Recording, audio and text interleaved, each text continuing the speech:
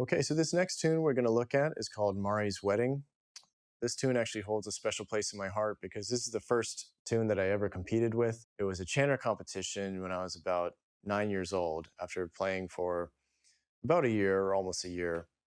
And I ended up winning first place, which I was super excited about. To this day, I don't really actually know how many other competitors there were in that contest. So I don't know if I really had that much of a right to feel super excited. But of course, as a kid, at that age, that was a lot of fun. And from that moment on, I was hooked on competing. And whenever I play this tune, it does bring back those nice memories. And it is a pretty nice tune to listen to as well. So let's go ahead and dive in and look at the technique we're going to be looking at here. So in the first line, right from the beginning, we have this D grace note that we're coming from low G here, followed by the burl. Okay, so this is kind of unique for bagpipe tunes to start on low G. And we do have that D grace note there, which you haven't had a whole lot of practice with so far. So that is going to be something that probably will need to isolate a bit and just practice going from that low G to low A with that D grace note. From there on, it's pretty simple in terms of technique. You have D throws, E doublings, D throw, F doubling, the same repeated pattern again. And then as you get to the end of the second line, you have this section where you come from the E doubling down to the B doubling and then down to low G with an E grace note, which we always want to look at those sections where we're going down to G with an E grace note because we're so used to traveling from low A, not so much from low G, that whenever that happens, it's going to be a good area to focus on. And finally, finishing off with two quarter note low A's with the burl, separating them. In the second part of the tune, so starting with the third line, we have a grip there on high A, very similar to what we had in Terabis.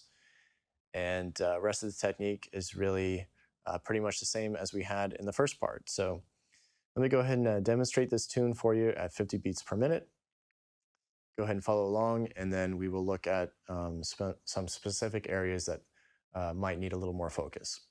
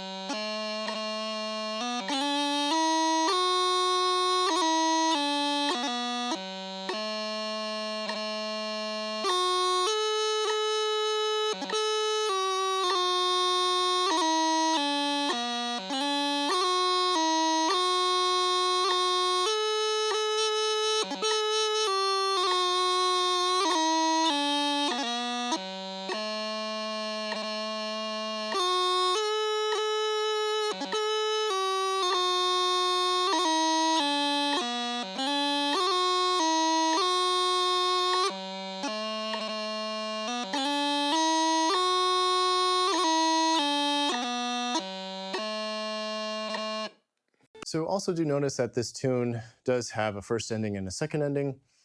That second ending is going to replace the first ending the second time through you play that part, which I just demonstrated for you in that video playing at 50 beats per minute.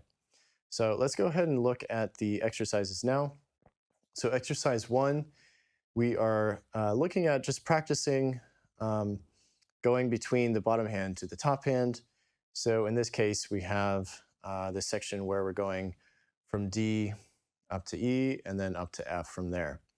So D to E is often a really sticky transition for a lot of people, just because there's so many fingers at play in making that transition. So that's why it's included here. So let's go ahead and practice this without the metronome first, and then I'll show you with the metronome.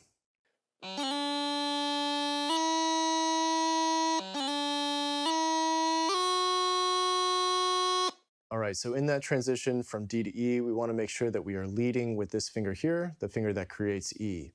As As long as we do that, and this is the first finger that comes up before anything else, we should be good to go, and we should have no crossing noise in that transition. So let me go ahead and play this for you at 50 beats per minute now.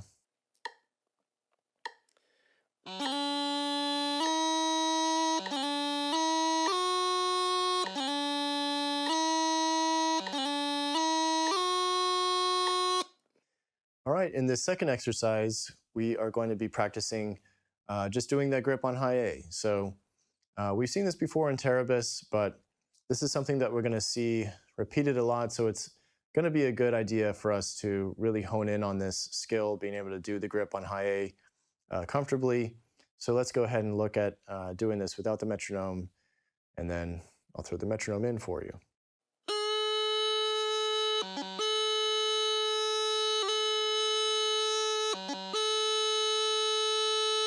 So where we may run into an issue with this is when we finish the grip, we're going to be in low G position. And basically after that, we're looking at a transition from low G to high A. So in order to prevent any kind of crossing noise in that transition, we want to make sure that the thumb is what comes off first before any other fingers move after you finish that grip. And as long as we do that, we should be good. So let me go ahead and show it to you at 50 beats per minute.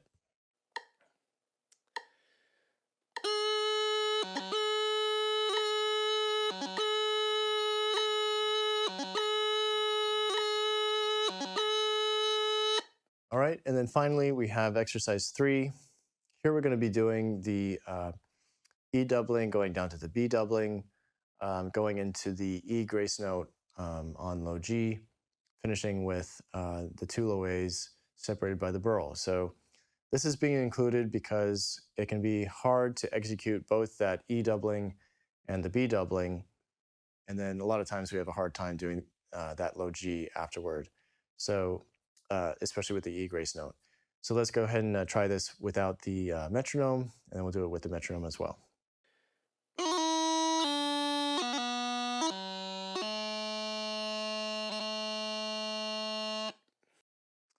Okay, and with the metronome here.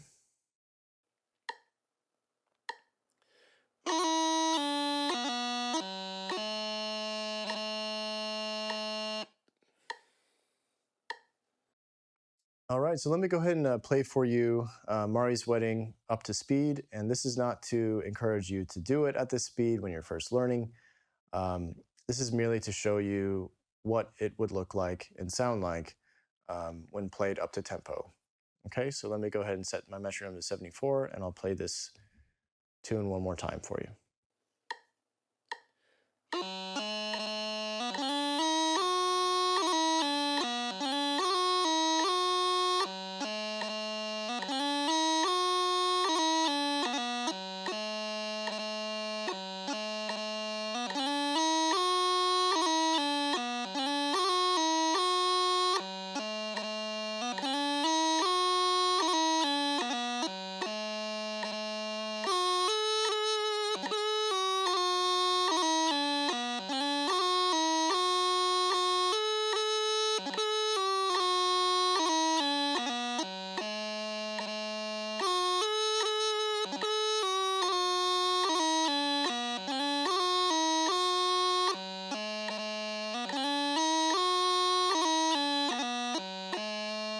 All right, so go ahead and try to play Mairi's Wedding without the metronome first.